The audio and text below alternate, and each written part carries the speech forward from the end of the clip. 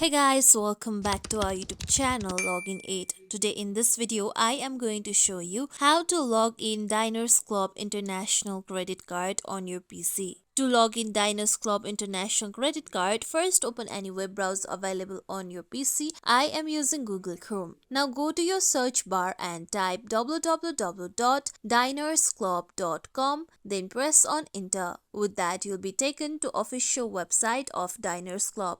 Now here you can see for card members option at top. Click on for card members. Then click on card members overview option at first. Now here scroll down. Then you can see your cards at first. Click on find your club. Then now here you need to select your country to find out about your account. So click on the search bar and enter the country. With that you'll be directed to your country's Diners Club website. Now here you can see log in to card services online. Click on the option of login to card services online.